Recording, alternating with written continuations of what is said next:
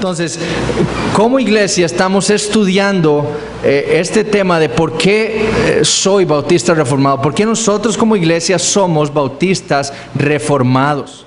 ¿Qué es lo que nos hace a nosotros ser lo que somos, creer lo que creemos de las Escrituras? Así, lo que nosotros somos, lo somos porque eso es lo que vemos en las Escrituras. Y conocer esto, saber por qué somos los que somos, el fin es que nosotros seamos cada vez más fuertes como creyentes individualmente y también como iglesia, ¿verdad? Entre más sepamos nosotros lo que creemos de las Escrituras, más fuertes seremos, ¿verdad? Y el fin último de eso es la gloria de Dios. Entre más consistente sea nuestro entendimiento bíblico, entonces mayor va a ser el testimonio de la gloria de Dios que nosotros como iglesia daremos al mundo. ¿Ok? Y ese es nuestro fin. Habíamos visto la semana pasada parte de la segunda sección de la Confesión Bautista de Londres de 1689, que tenía que ver con el federalismo. Recuerden que la Confesión de Fe tiene 4 secciones, una de principios fundamentales, la segunda sección que va del capítulo 7 al 20 de nuestro federalismo, nuestra teología del pacto divino, y la tercera sección que tiene que ver con la vida teocéntrica, y una cuarta sección de 2 capítulos, capítulo 31 y 32, que tiene que ver con escatología o la doctrina de los últimos días. Y el resto, y sí les quiero aclarar una cosa, o sea, yo no estoy aquí dando una clase de la confesión. Okay, yo estoy yendo muy superficialmente de lo que la confesión enseña acerca de las doctrinas bíblicas. Entonces, si voy rápido es por eso. Y yo asumo que los que son miembros ya se leyeron la confesión. Y aquí lo que estamos haciendo es nada más aclarando ciertos puntos que pueden ser controversiales o difíciles. Pero les animo a que cuando vengan, traigan su confesión y estamos revisando ahí los párrafos y lo que se va comentando de ella. Pero esto es un repaso muy superficial de la confesión. Aquí no estamos estudiando la confesión, sino es un inicio de por qué somos lo que somos, es nuestras creencias, y nuestras creencias están resumidas en nuestra confesión de fe. Entonces, esa sección segunda del federalismo tiene otros capítulos que no vamos a ver hoy. Nos vamos a enfocar ahora en la vida teocéntrica para entrar después al final en la teología federal nuestra, o la teología del pacto. Y vienen otros capítulos de la adopción, de la santificación, de la fe salvadora, que es, ahí se explica, del arrepentimiento para vida y la salvación, de las buenas obras, de la perseverancia de los santos, de la seguridad de la gracia y de la salvación. Habla también de la ley de Dios y su uso para nosotros como cristianos, ¿verdad? Y también el capítulo 20 trata del Evangelio y del alcance de su gracia, el alcance de la gracia del Evangelio. Entonces, eso es lo que resume esa segunda sección. Ahora, la tercera sección tiene que ver con la vida teocéntrica, o esa vida centrada en Dios del cristiano. Y el capítulo 21, que trata sobre la libertad cristiana y la libertad de conciencia, es uno de los capítulos más importantes de nuestra confesión. De hecho, es el capítulo con el que inicia esta sección. Y es especialmente importante por lo que los bautistas particulares del siglo XVII habían pasado en su historia como iglesia, como conjunto de hermanos que estaban unidos doctrinalmente. Esa doctrina de la libertad cristiana es la doctrina que guía el cristianismo, por así decirlo. Según muchos de los reformadores, después de la doctrina de la justificación por la fe, que era la primera doctrina fundamental de la Reforma, la segunda doctrina fundamental de la Reforma, como les había dicho, es la doctrina de la libertad cristiana. Y Calvino resumía esto diciendo: toda la suma de la vida cristiana está contenida ahí, en esa doctrina. Y por lo tanto escribió: debemos, por el contrario, poner toda nuestra diligencia para que una doctrina tan necesaria como esta no sea sepultada y arrinconada. Los bautistas particulares, como los reformadores antes que ellos, lucharon por esa doctrina, por la doctrina de la libertad cristiana. Y debemos recordar a reformadores como Lutero y Calvino, que lucharon ¿contra quién? Contra la Iglesia Católica Romana, la cual afirmaba tener autoridad sobre las conciencias de los hombres. Y les ordenaba a todos los hombres que creer lo que la Iglesia decía. Punto. No se trataba de lo que la Biblia decía, no, se trataba de que no importaba. Primero, las personas no tenían la Biblia en su idioma, entonces no podían, ellos tenían que creer lo que la Iglesia les enseñara. Ellos tenían la autoridad sobre sus conciencias.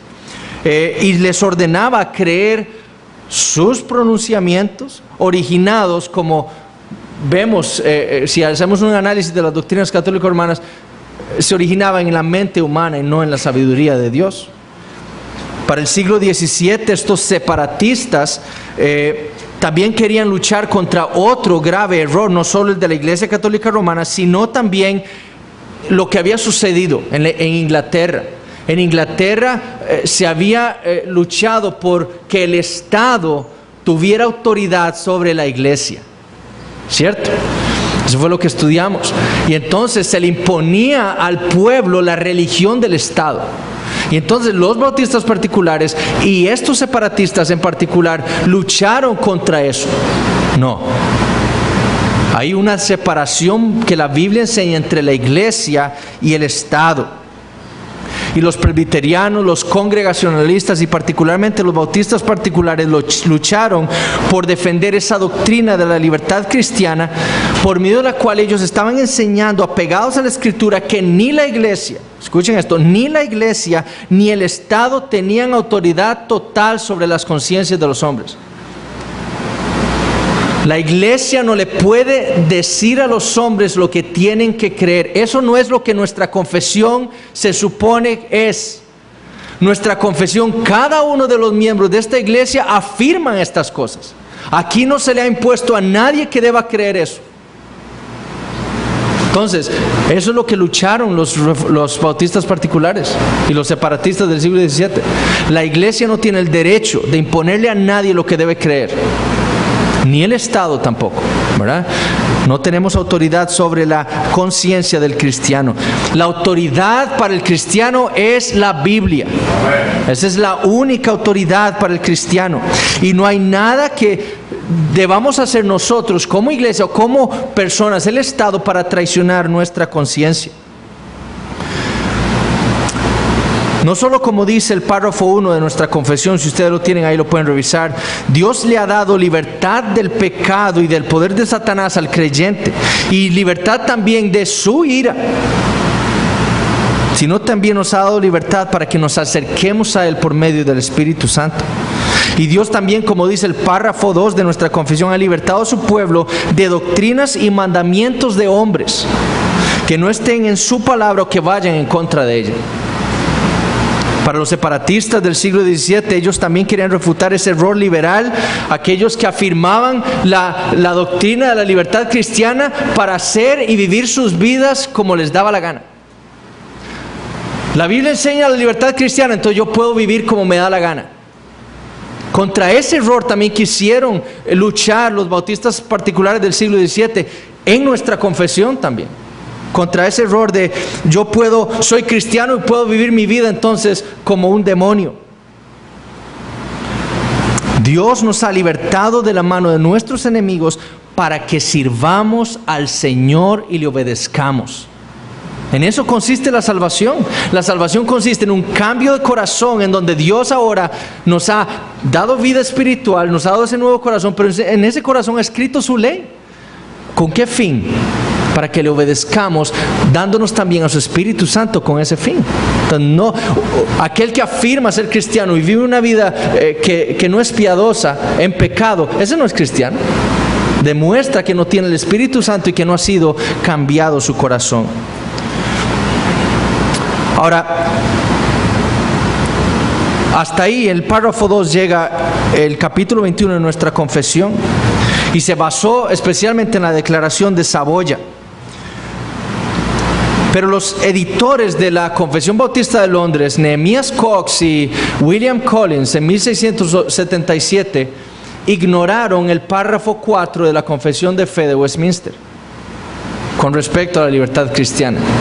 ¿Por qué? Porque los hermanos presbiterianos incluyeron un párrafo en su confesión queriendo evitar un movimiento como el que se dio en Münster, Alemania, en 1696, si mal no recuerdo. ¿Recuerdan lo que había pasado con los anabautistas radicales en Münster, que se habían sublevado contra el gobierno y habían quitado al gobierno y habían impuesto, según ellos, la Nueva Jerusalén en Münster? Bueno, los presbiterianos de Westminster quisieron evitar un problema como eso y redactaron el párrafo 4 de la Confesión de Fe de Westminster. Y ellos enseñaban que debía existir una iglesia presbiteriana del Estado.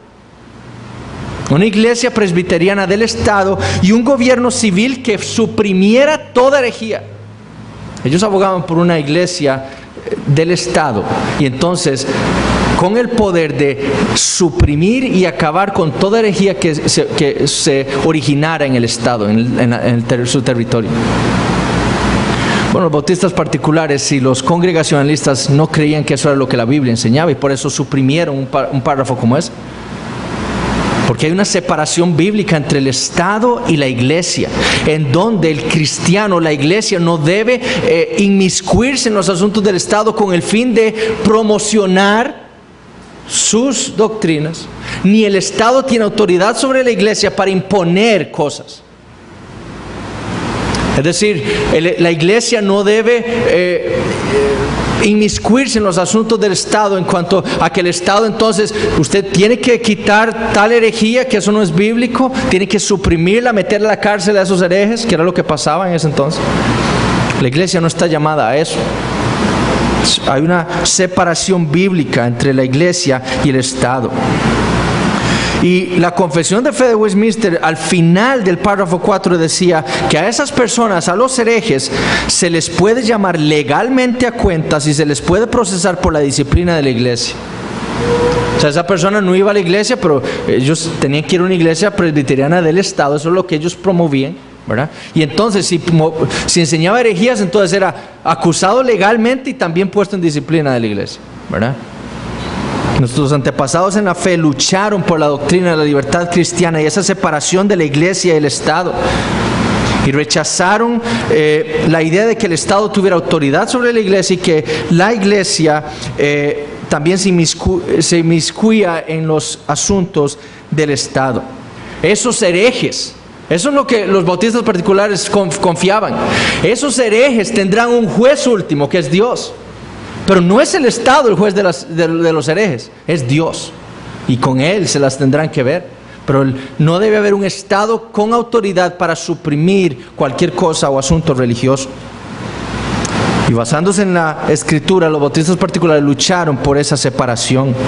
Y nosotros como bautistas reformados debemos también ver la importancia de esta doctrina. El capítulo 22 tiene que ver con la adoración religiosa y el día del reposo. Ahora, el foco de atención de este capítulo es la adoración de la iglesia bajo el nuevo pacto. ¿Cómo es que la iglesia del nuevo pacto tiene que adorar a Dios? O como dice el párrafo 6, la iglesia bajo el evangelio. ¿Ok? Y lo primero que establece la confesión es el modo en que los hombres deben adorar a Dios. Y eso es únicamente el modo en que Dios le ha dado a su iglesia. Es decir, es Dios el que dice cómo es que su pueblo debe adorarle. Es Dios, no somos nosotros. Y el párrafo 1 dice: por su propia voluntad, la de Dios, revelada, que no se debe adorar a Dios conforme a las imaginaciones e invenciones de los hombres o a las sugerencias de Satanás, ni bajo ninguna representación visible, ni en ningún otro modo no prescrito en las Sagradas Escrituras. nosotros como iglesia no debemos hacer nada aquí para adorar a Dios que no haya sido prescrito positivamente en la Biblia. Es decir, si Dios no nos dice a nosotros que que debemos adorarle de cierta manera, así es como debemos hacerlo y no más. Y ese es un grave problema en las iglesias de nuestros tiempos. Samuel Waldron provee un comentario en su comentario de la Confesión Bautista de Londres de 1689, un cuadro muy interesante sobre la visión puritana de la adoración a Dios y la visión anglicana. Si ustedes ven el cuadro, la visión puritana veía la adoración a Dios como únicamente todo lo que Dios había ordenado. O sea, la iglesia hace solamente lo que Dios ha ordenado a su pueblo de una manera de cómo le debemos adorar. Y para los puritanos la falsa adoración era todo lo que estaba fuera de lo que Dios había ordenado. Todo lo que estaba fuera, si Dios dijo así es como debemos adorarlo, todo lo que está fuera de eso es la falsa adoración. Ahora, la visión anglicana era que no solo se trataba de la adoración verdadera, era todo lo que Dios ha prescrito, pero también lo que no ha prohibido. ¿Ok? Y la falsa adoración era lo que no había sido ordenado por Dios nada más. Nosotros, como bautistas reformados, tenemos la visión puritana de la adoración a Dios. Y eso es lo que nuestra confesión establece. Es decir, nosotros no vamos a la Biblia y decimos, bueno, Dios ha prohibido que tengamos obras de teatro aquí para adorarle. No, entonces podemos hacerlo. Dios ha prohibido que en medio del culto público de adoración alguien se pare aquí y haga una poesía. No, entonces podemos hacerlo. Eso es lo que los anglicanos piensan y lo que muchas iglesias de nuestros tiempos hacen. Nuestra visión es que nosotros adoramos a Dios solamente como Dios lo ha estipulado. Es Dios quien establece cómo se le debe adorar. Y vayamos, por ejemplo, a Levítico capítulo 10. En Levítico capítulo 10 tenemos un claro ejemplo del principio regulador de la adoración. Capítulo 3, versículos de 1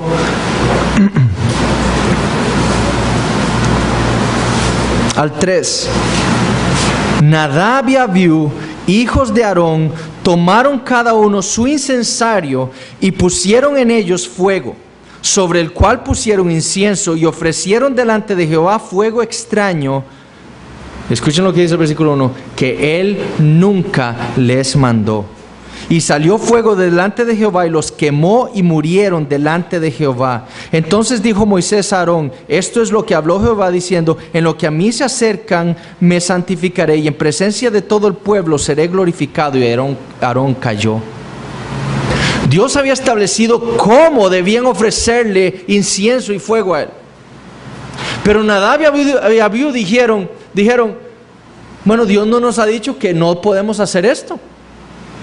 Ofrezcámosle este fuego. Su palabra no dice que no. Lo hicieron, entraron y Dios los mató. Salió fuego y los mató. ¿Okay? Dios no les había prohibido eso, pero Dios sí había establecido cómo debían adorarlo. Y ellos no hicieron eso. Y vean lo que dice el versículo 1. Ellos ofrecieron fuego extraño a Jehová que él nunca les mandó. Es decir, nunca hubo una ordenanza positiva de Dios con respecto a ese fuego. Ni negativa, ni prohibiéndoles, ni diciéndoles que podían hacerlo. Entonces era prohibido. Dios le había dicho cómo debían acercarse y ellos de su imaginación dijeron, qué lindo hacerle esto a Dios, ¿verdad? E ignoraron lo que Dios había dicho, cómo él debía ser adorado, y Dios los mató. Deuteronomio capítulo 12 también. Deuteronomio 12. Versículos 29 al 32. Y esto tiene que ver con la adoración a Dios en contra de la idolatría. Cuando Jehová tu Dios haya destruido delante de ti las naciones a donde tú vas para poseerlas y las heredes y habites en su tierra, guárdate que no tropieces yendo en pos de ellas. Después que sean destruidas delante de ti, no preguntes acerca de sus dioses diciendo, de la manera que servían aquellas naciones a sus dioses, yo también les serviré. De la manera. No harás así a Jehová tu Dios, porque toda cosa abominable que Jehová aborrece, hicieron ellos a sus dioses, pues aún a sus hijos y a sus hijas quemaban en el fuego sus dioses. ¿Cuál es el mandamiento? Cuidarás de hacer todo lo que yo te mando. No añadirás a ello ni de ello quitarás. Solo lo que yo te mando es como tú me adorarás. No le añadirás ni le quitarás, solo lo que yo digo. Ese es el principio regulador de la adoración. Solamente como Dios dice, así adoramos. Ningún hombre tiene el derecho de asumir esa responsabilidad de establecer cómo debe el pueblo de Dios adorarle a Él. Y es el gran problema de nuestras iglesias hoy. Muchas iglesias en Latinoamérica que hacen cosas que Dios no ha mandado en su palabra en el culto de adoración pública. Y eso es pecado. Es pecado. Y porque estamos en un periodo de gracia, no pasa lo que pasó aquí con Nadab y Abiú y con el pueblo, que Dios los mataba, porque es una transgresión de su ley. Ponen música y testimonios y bailes y de todo hacen en las iglesias, y la predicación se resume a 20 minutos. ¿Por qué? Porque le agregan más cosas al culto de adoración. La adoración, dice la confesión, debe hacerse a Dios el Padre, a Dios el Hijo y a Dios el Espíritu Santo. Es una adoración trinitaria la que la iglesia le hace a Dios. Y esta adoración, dicen los párrafos 3 al 5, abarcan las oraciones. Vean lo que hacemos nosotros. Y la confesión lo dice. El culto de oración a Dios se resume en esto: las oraciones, la lectura de las Escrituras, la predicación y la audición de la palabra de Dios, la instrucción y la amonestación los unos a los otros por medio de salmos, himnos y cantos espirituales. Recuerden lo que cuando estudiamos Efesios y vimos ese pasaje, amonestándonos unos a otros con himnos, cantos y salmos, ¿verdad? ¿Por qué? Porque nos estamos enseñando unos a otros cuando cantamos letras bíblicas. Eso es parte del culto de adoración. Eso es lo que hacemos nosotros aquí. El cantar con gracia en el corazón al Señor, como también la administración del bautismo y la cena del Señor. Eso es parte del culto de adoración a Dios. Eso incluye también. Ahora, el párrafo 6 es claro en afirmar que el creyente bajo el Evangelio debe adorar a Dios en todas partes, en espíritu y en verdad, pero de una manera más solemne en las reuniones públicas de la iglesia. ¿Ok? De una manera más solemne.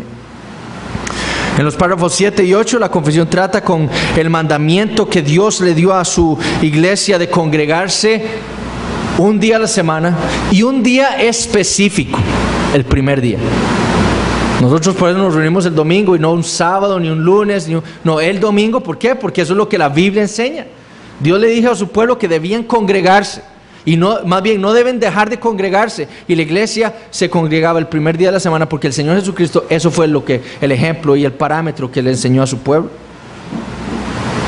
Y la confesión dice esto, vean, esa reunión pública el día domingo no debe descuidarse ni abandonarse voluntariamente o por negligencia.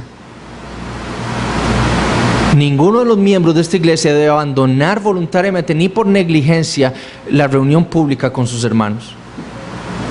Debemos estar comprometidos con eso porque el Señor así nos lo ha dicho.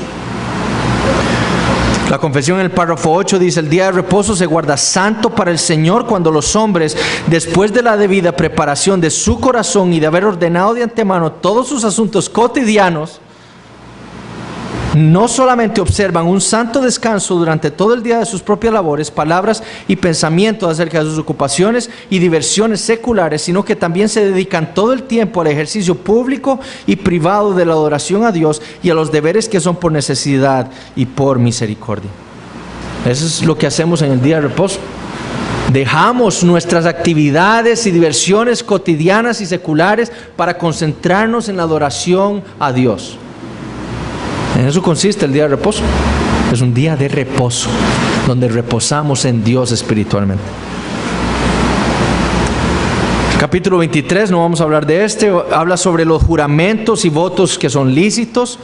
El capítulo 24 trata sobre las autoridades civiles y esa separación de iglesia y Estado, ¿verdad? Especialmente hablando sobre, entonces, si la iglesia y el Estado deben estar separados, entonces el cristiano no tiene obligación de obedecer al Estado. No, porque la Biblia dice que Dios instituyó todos los gobiernos de la tierra desde el principio hasta que Cristo venga.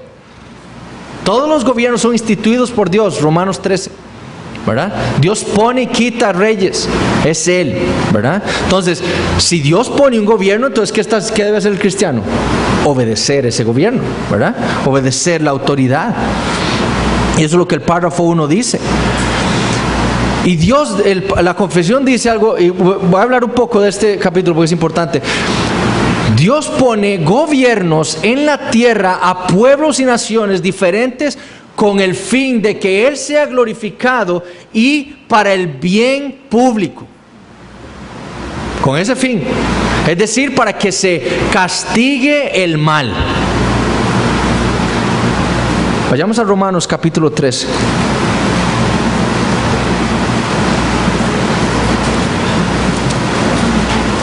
Le pido al Señor que esto que vamos a ver no sea tropiezo para nadie, pero es lo que dice la Biblia. Romanos 13, versículo 1. Sométase toda persona a las autoridades superiores, porque no hay autoridad sino de parte de Dios, y las que hay por Dios han sido establecidas. De modo que quien se opone a la autoridad, a lo establecido por Dios, resiste, y los que resisten acarrean condenación para sí mismos. Porque los magistrados no están para infundir temor al que hace el bien, sino al malo. ¿Quieres pues no temer la autoridad? Haz lo bueno. ¿Por qué? Porque, vean este ejemplo en Costa Rica. ¿Cómo se les ocurre poner una multa de 300,000 colones si yo no uso el cinturón? Haga lo bueno y obedezca la ley y no es castigado, ¿verdad? Pero vean la mente humana cómo actúa, ¿verdad? Prefieren, ellos lo que quieren es hacer el mal, no usarlo. Entonces, si me agarran, voy a tener que pagar mucho dinero. Entonces, mejor no baje el precio, ¿verdad? O la paga. Entonces, haga el bien. No quiera temer, haga el bien. Haz lo bueno y tendrás alabanza de ella. Versículo 4. Porque es servidor, la autoridad, el gobierno de Dios para tu bien. Pero si haces lo malo, teme. Porque no en vano lleva la espada, pues es servidor de Dios, vengador para castigar al que hace lo malo. La espada no es para disciplinar a nuestros hijos. ¿Para qué se usa una espada? Para matar. Y muchos cristianos tienen un tropiezo con la pena de muerte, por ejemplo.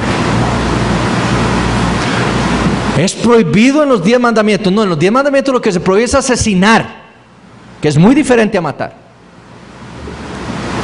Asesinar es con intención mala, perversa de mi corazón, matar a alguien.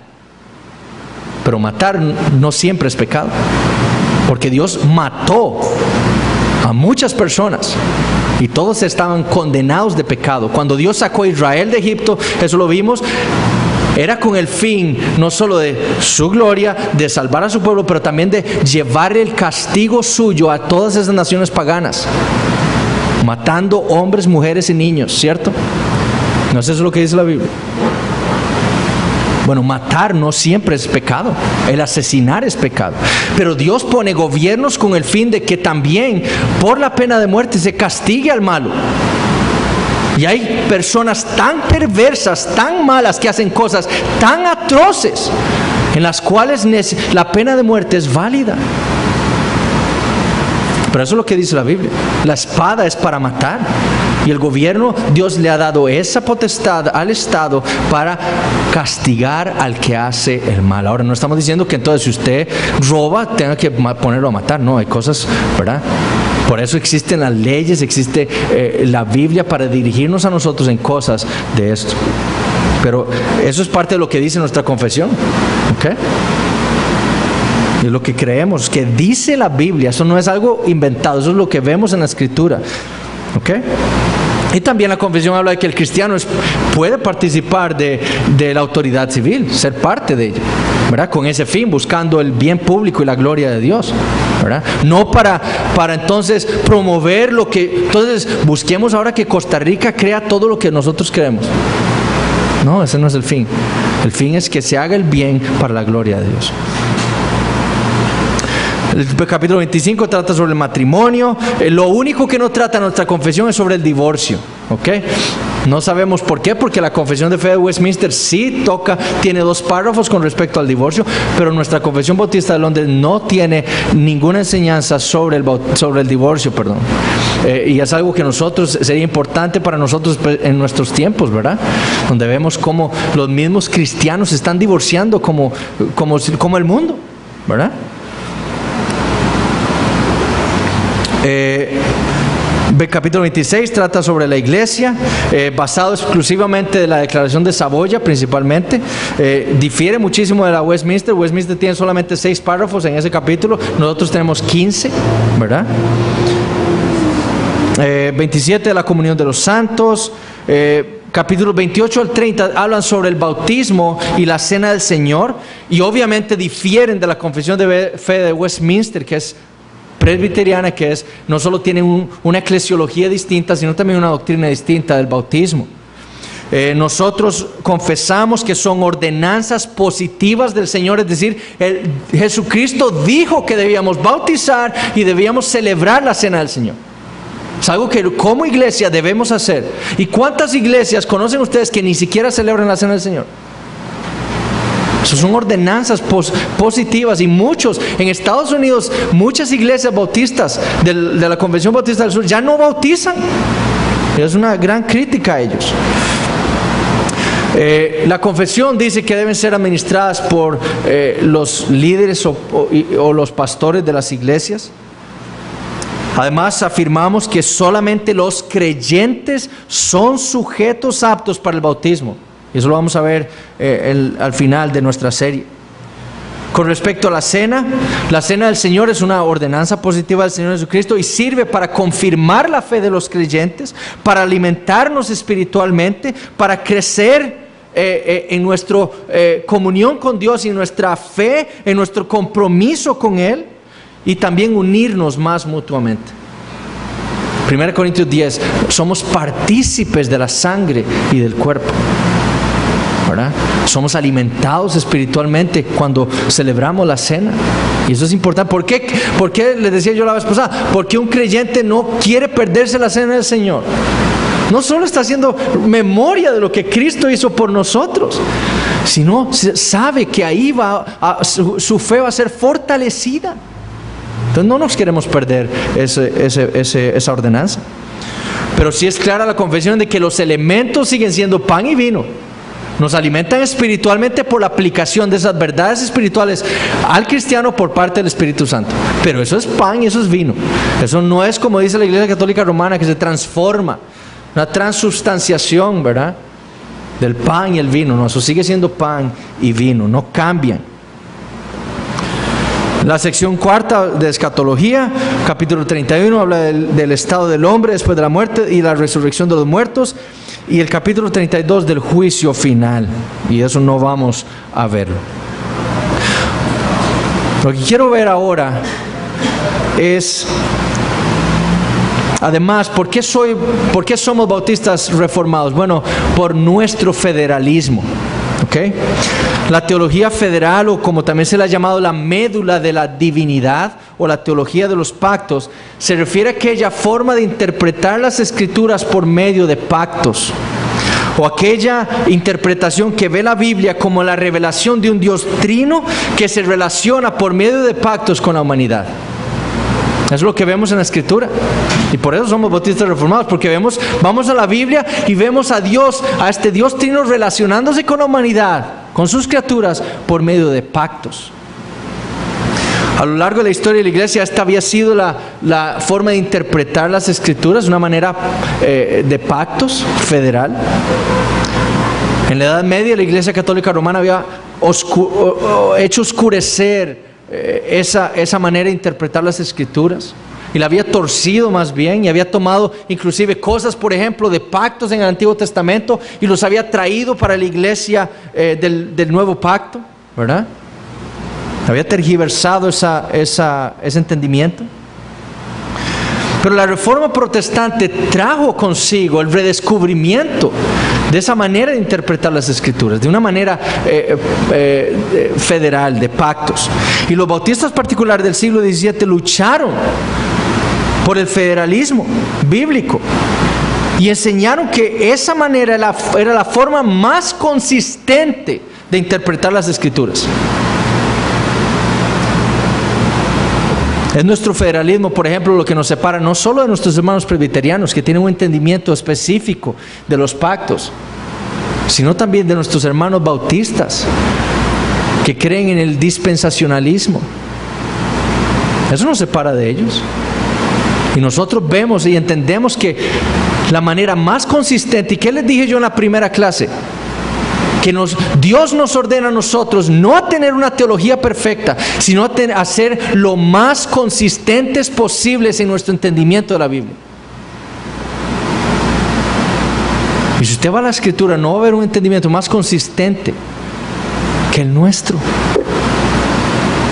Y eso lo vamos a ver en estas semanas. Y eso nos divide de nuestros hermanos presbiterianos y de nuestros hermanos bautistas dispensacionalistas. Entonces, lo primero que debemos definir es qué es un pacto. Existen diversas definiciones. Meredith Kline, un teólogo reformado, profesor de Westminster, del seminario de Westminster, lo definió así: es una relación bajo sanciones, una relación entre Dios y el hombre bajo sanciones o con estipulaciones, ¿verdad? La manera en que los bautistas reformados hemos entendido la enseñanza bíblica de los pactos nos ha llevado a una definición un poco más específica. Y lo entendemos así: es un arreglo dado soberanamente por Dios, por medio del cual el hombre puede ser bendecido. Un arreglo dado soberanamente por Dios, es Dios el que hace el pacto, no somos nosotros. Un arreglo dado soberanamente por Dios, por medio del cual el hombre puede ser bendecido. El fin es ese, que el hombre sea bendecido. Y esa es la manera en la que vemos consistentemente a Dios pactando en las Escrituras. ¿Cuáles son los pactos bíblicos? Cuando leemos la Biblia y la intentamos interpretar consistentemente, podemos llegar a distinguir 3 pactos divinos, o 3 arreglos hechos con Dios soberanamente con el hombre para su bien o para bendecirle. El pactum salutis, esos son términos latinos que los usaron los reformadores: el pactum salutis, el pactum ad opera y el pactum gratis. El pacto de la redención, pactum salutis; el pacto de obras, pactum ad opera; y el pacto de gracia, pactum gratis. Ahora, debemos tener claro que en la Biblia no se usan esos términos. En la Biblia no encontramos y el pacto de gracia, y el pacto de la redención, y el pacto de obras. Eso no lo encontramos en la Escritura. Pero no por eso no son bíblicos. Porque nosotros no encontramos en la Biblia la palabra Trinidad. Pero nuestro entendimiento de la Escritura es que Dios es un Dios trino: 1 en sustancia, 3 en personas. Y es bíblico. Nosotros vamos a la Escritura, nuestros antepasados fueron a la Escritura a buscar quién es Dios, y sistematizaron la doctrina de Dios en la Trinidad, por ejemplo, y usaron ese término, la Trinidad, para nuestro mejor entendimiento. Bueno, nosotros vamos a la Escritura y vemos esa enseñanza de estos pactos, que a pesar de que no están ahí mencionados, usados esos términos específicos, los encontramos ahí implícitos en la Escritura.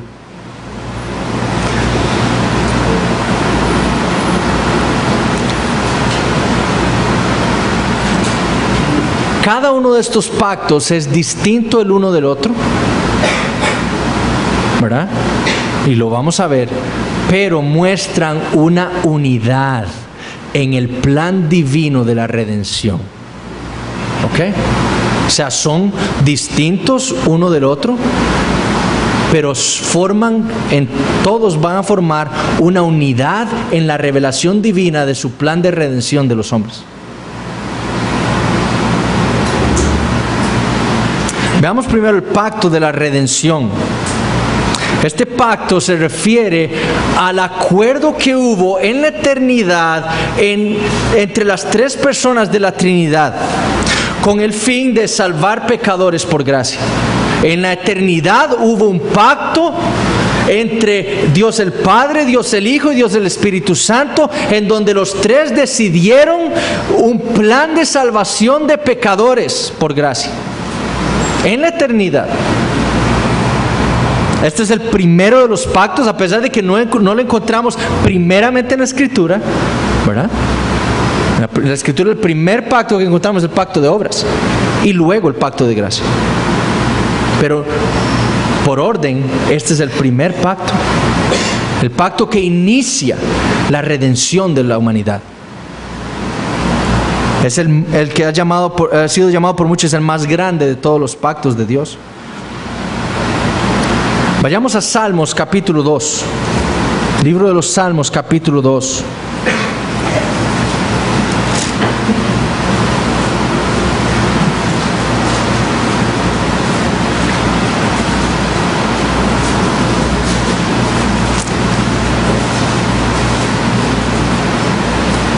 Versículo 6.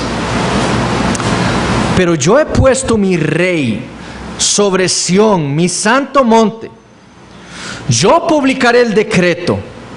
Jehová me ha dicho: mi hijo eres tú, yo te engendré hoy. Pídeme y te daré por herencia a las naciones, y como posesión tuya los confines de la tierra. ¿Qué tenemos ahí? Lo que tenemos es una conversación que David, inspirado por el Espíritu Santo, registra entre Dios Padre y Dios Hijo,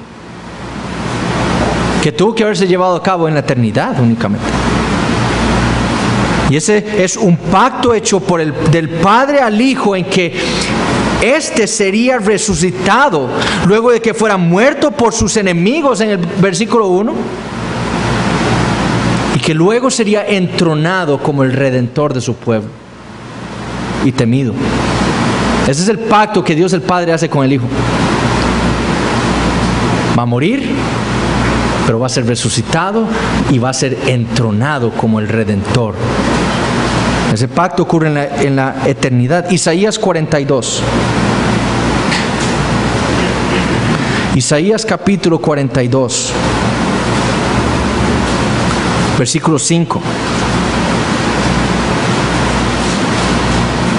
Así dice Jehová Dios, creador de los cielos y el que los despliega, el que extiende la tierra y sus productos, el que da aliento al pueblo que mora sobre ella y espíritu a los que por ella andan. Yo Jehová, ¿a quién ha llamado al siervo de Jehová? ¿Okay? Que es el Mesías. Ya me perdí. Versículo 6. Yo Jehová te he llamado en justicia y te sostendré por la mano, te guardaré y te pondré por pacto al pueblo, por luz de las naciones, para que abras los ojos de los ciegos, para que saques de la cárcel a los presos y de casas de prisión a los que moran en tinieblas. Yo Jehová, este es mi nombre, y a otro no daré mi gloria, ni mi alabanza a esculturas. Dios hizo un pacto con el Hijo de darlo a Él como pacto para dar luz a las naciones. Es un pacto divino. Tenemos otra conversación ahí entre el Padre y el Hijo.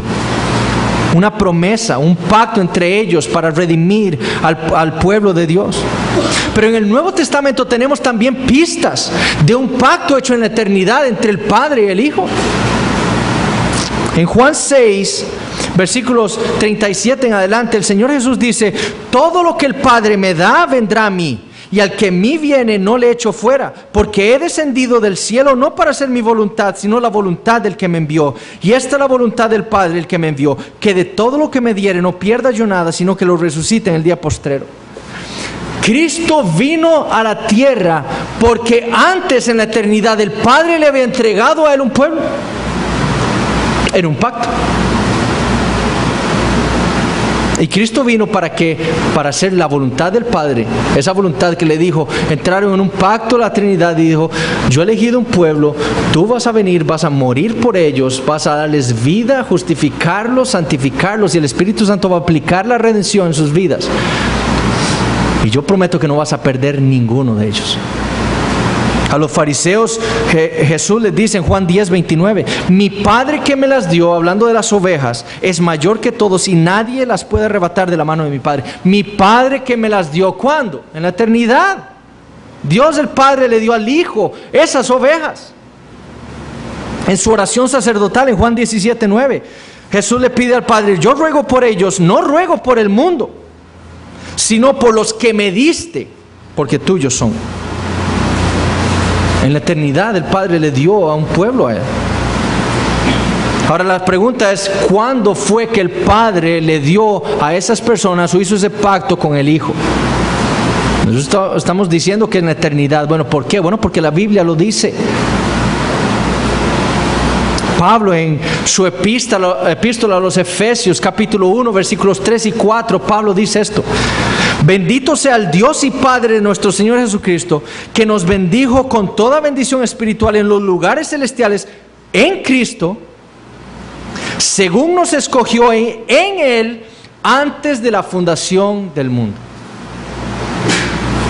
En la eternidad, antes de que Dios creara el universo, Dios el Padre le había escogido un pueblo y se los había dado a Cristo. Y en Cristo fue escogido ese pueblo. En la eternidad. El apóstol Pedro afirma lo mismo en 1 Pedro 1, versículos 19 y 20. Diciendo, sino con la sangre preciosa de Cristo, como de un cordero sin mancha y sin contaminación, ya destinado desde antes de la fundación del mundo, pero manifestado en los postreros tiempos por amor de vosotros. En la eternidad, ya la segunda persona de la Trinidad habían quedado en un pacto de que Él iba a venir y derramar su sangre preciosa para redimir a su pueblo. En la eternidad, en un pacto intratrinitario, el pacto de la redención. El estudio cuidadoso de la Biblia nos obliga a nosotros, como dice Arthur Pink, a concluir y confirmar la existencia de un pacto eterno entre Dios el Padre y Dios el Hijo, en el cual ellos acordaron bendecir a la humanidad, salvándola de sus pecados, a estos hombres que Dios ha escogido en la eternidad, por gracia. Ese es el pacto de la redención. Y ese pacto, como veremos en el resto de los pactos, fue ejecutado en el tiempo por el Espíritu Santo.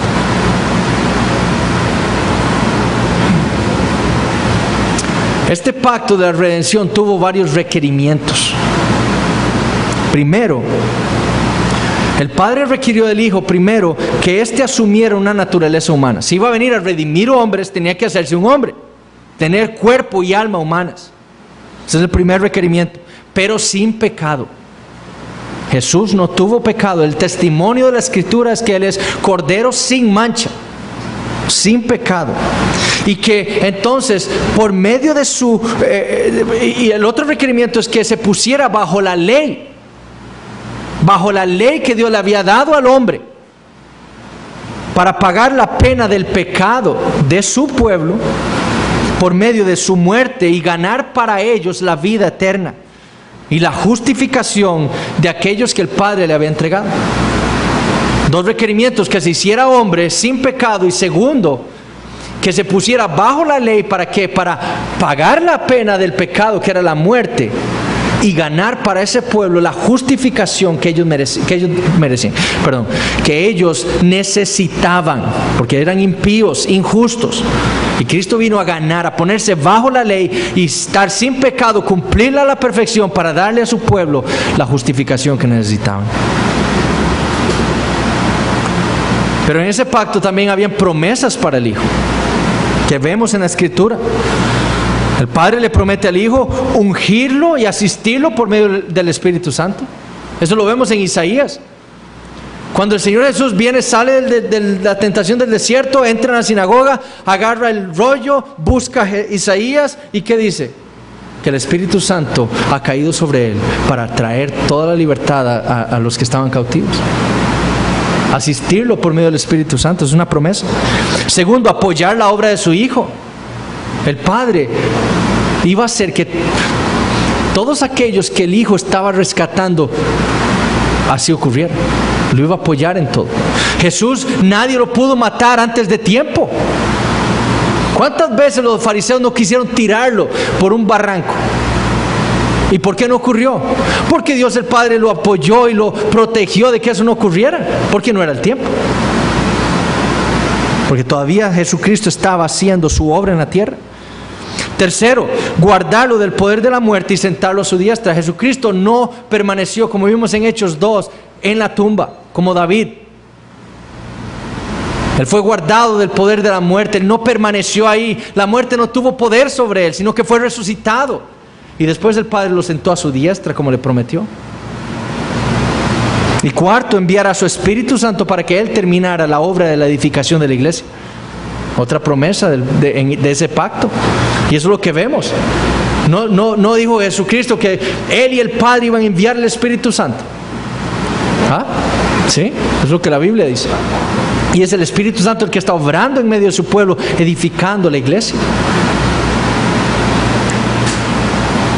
Y el Hijo también se le promete una recompensa en ese pacto. Primero, que los elegidos por Dios el Padre, los que a Él le dio en sus manos, serán preservados siempre. Ni uno se perderá. Es lo que Cristo dice en Juan 6. Todos los que el Padre me da, por todos esos moriré y ni uno más. Eso es lo que dice Jesús ahí. A esos resucitaré solamente. A esos daré vida eterna, nada más. Ni uno se perderá. Si uno de esos elegidos se hubiera perdido, Cristo hubiera pecado contra su Padre. Y eso es una blasfemia si pensamos eso.